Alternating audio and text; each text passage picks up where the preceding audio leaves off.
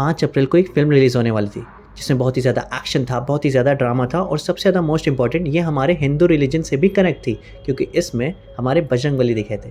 लेकिन फिर भी ये फ़िल्म इंडिया में ही रिलीज़ नहीं हुई। जी हाँ, आप सही समझ रहे हैं, मैं बात कर रहा हूँ द मंकी मैन मूवी की। Do you remember me now? इसका ट्रेलर लगभग 3 महीने पहले ही आ गया था और इसकी रिलीज़ डेट भी 5 अप्रैल बताई गई थी, लेकिन अभी तक ये मूवी इंडिया में रिलीज़ ही नहीं हुई है। क्यों नहीं हुई है? क्योंकि इसको सेंसर बोर्ड ने हरी झंडी दिखाई नहीं है।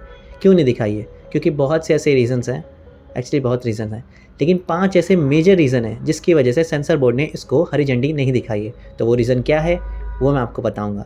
सो hello guys, my name is Abhinav Agrairi, welcome to critics Kinara. So without wasting any time, let's get to the business.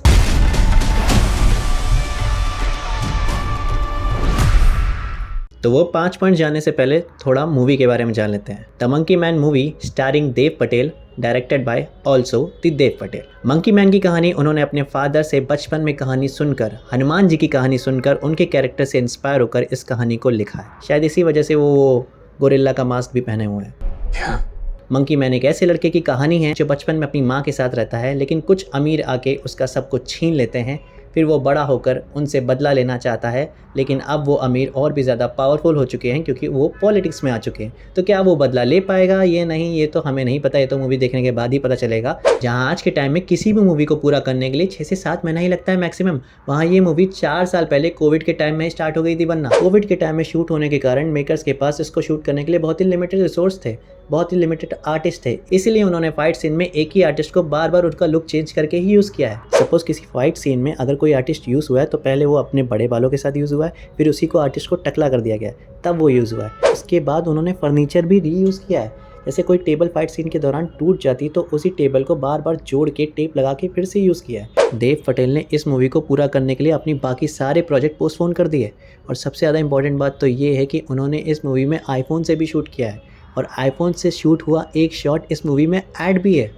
भाई, इतने लिमिटेड रिसोर्स होने के बावजूद भी अगर ट्रेलर इतना धमाकेदार है तो सोचो मूवी कैसी होगी। मैं तो बहुत ही ज़्यादा एक्साइटेड हूँ मूवी को देखने के लिए, लेकिन मूवी अनफॉर्चुनेटली अभी इंडिया में रिलीज़ नहीं हुई है। खैर, क्यों नहीं हुई है तो आते हैं मुद्दे पे और फिर से वो 5 पॉइंट्स के बारे में बात करते हैं जो मैं आपको बताने वाला हूँ। Point number 1, election. जैसे कि हम सब जानते हैं कि इलेक्शन हमारे सर पर है और कोई भी पॉलिटिकल पार्टी किसी भी तरह का रिस्क नहीं लेना चाहती। इस मूवी में वैसे ही एक पॉलिटिकल पार्टी दिखाई गई है जिसका कलर भगवा है। अब भगवा कलर को लेकर पहले भी बहुत सारी कंट्रोवर्सीज हो चुकी हैं, जैसे कि पठान मूवी में जब दीपिका पादुकोण ने भगवा कलर की एक कॉस्ट्यूम पहनी थी तो उसमें भी बहुत सारी कंट्रोवर्सीज हुई थी। अगर बेशर्म रंग इतना ही अच्छा गाना है तो हरा रंग डालते ना, ये भगवा रंग में बिकनी क्यों बना दिया है? हालांकि इस कंट्रोवर्सी को, इस प्रॉब्लम को मेकर्स ने दूर कर दिया है क्योंकि सेकंड ट्रेलर जब इस मूवी का आया था तो उस भगवा कलर को उन्होंने रेड कलर में कन्वर्ट कर दिया गया, तो ये प्रॉब्लम तो हालांकि सॉल्व हो चुकी है। खैर, पॉइंट नंबर 2, रिलीजन नेम। अब इस मूवी में एक एक्ट्रेस काम कर रही है जिनका नाम है शोभिता और जो कैरेक्टर प्ले कर रही है एक सेक्स वर्कर का। सेक्स वर्कर कैरेक्टर प्रॉब्लम नहीं है, प्रॉब्लम है उनके नाम की और उनका नाम है सीता। अब इस नाम को लेकर सेक्स वर्कर को रखोगे तो कंट्रोवर्सी होना तो तय है। हालांकि नाम तो अब चेंज होने से रहा क्योंकि कितनी बार बोला गया होगा नाम इस फिल्म में, तो एक ही ऑप्शन बचता है रीडबिंग का, और रीडबिंग कैसी होती है वो तो हम लोग ओ माय गॉड 2 में देख ही चुके हैं। पछती नहीं तो इतने पीते क्यों हो? आदमी बोलता कुछ और है, सुनाए कुछ और देता है और साफ पता चलता है वो कितना ऑकवर्ड लगता है। खैर, moving on. Point number 3, disturbing violence.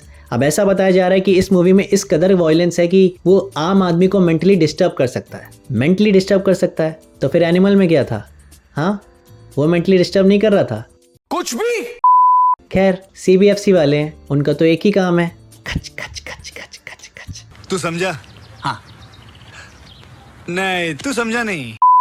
Point number 4, transgender and minority. इस फिल्म के फाइट सीन में पीछे टीवी में एक ऐसी न्यूज दिखाई जा रही है जहां पे इंडिया में ट्रांसजेंडर और माइनॉरिटी के बीच में बहुत ही ज्यादा वायलेंस चल रहा है। अब भाई, इलेक्शन का टाइम है, अब ऐसी न्यूज दिखाओगे तो फिर क्या होगा? उनके ऊपर भी गलत इम्पैक्ट पड़ेगा और वोट आने में प्रॉब्लम होगी। सिंपल सी चीज़ है। और एंड में आता है पॉइंट नंबर 5, ये भी ट्रांसजेंडर कम्युनिटी से रिलेटेड ही है क्योंकि मूवी में ट्रांसजेंडर कम्युनिटी के कुछ ऐसे रेफरेंसेस दिखाए गए हैं जो ये कम्युनिटी बहुत पहले ही करना छोड़ चुकी है। अब इलेक्शन के टाइम में ये सब चीज़ें करोगे तो जाहिर सी बात है पिक्चर रिलीज होने में प्रॉब्लम तो होगी यार। खैर, आपको ये नहीं पता होगा कि ये मूवी थिएटर में रिलीज होने से पहले नेटफ्लिक्स में आने वाली थी, लेकिन नेटफ्लिक्स वालों ने भी ये मूवी नहीं दिखाया क्योंकि CBFC वालों ने नेटफ्लिक्स को वार्न किया कि पहले आप सारे इसके पॉइंट्स पढ़ लें और पहले खुद में ये मूवी देख लें। और जब ये नेटफ्लिक्स वालों ने ये मूवी देखी तब उनको ये रियलाइज़ हुआ कि ये मूवी इंडिया में दिखाने लायक है ही नहीं, क्योंकि उसमें ऐसे सीन्स है कि नेटफ्लिक्स भी बॉयकॉट हो सकता है जैसे पहले होता था। इसलिए उन्होंने इस मूवी से 100 कदम पीछे लिया और नेटफ्लिक्स वालों ने ये मूवीज़ अपने प्लेटफॉर्म पे डालने से साफ इनकार कर दिया। एंड में बस यही लगता है कि जब कोई कुछ नया ट्राई करने जाता है तो उसको कुछ ना कुछ इंडिया में कॉम्प्लिकेशंस तो झेलना ही पड़ते हैं CBFC वालों की तरफ से। खैर, ये मूवी इंडिया को छोड़ के और जगह रिलीज़ हो चुकी है और इसको क्रिटिक से बहुत ही अच्छा पॉजिटिव रिस्पांस भी मिल रहा है। इवन प्रियंका चोपड़ा ने भी देव पटेल के काम को देखकर उनको अप्रिशिएट किया है अपने इंस्टाग्राम पोस्ट पे। और इस मूवी की अभी तक कोई रिलीज डेट फिक्स नहीं हुई है, तो पता नहीं ये मूवी रिलीज इंडिया में होगी भी कि नहीं होगी, नो आइडिया, क्योंकि CBFC वालों की तरफ से इस मूवी को कोई भी अभी पास सर्टिफिकेट नहीं मिला है। चलिए देखते हैं, वरना कहीं और देख लेंगे। हरामी हो बेटा। खैर, ये तो था मेरे ओपिनियन। अब आपके ओपिनियन क्या है मुझे कमेंट बॉक्स में ज़रूर बताइएगा। मिलते हैं अगली वीडियो में, तब तक के लिए bye bye and take care. Hopefully you guys will come along for the ride with us.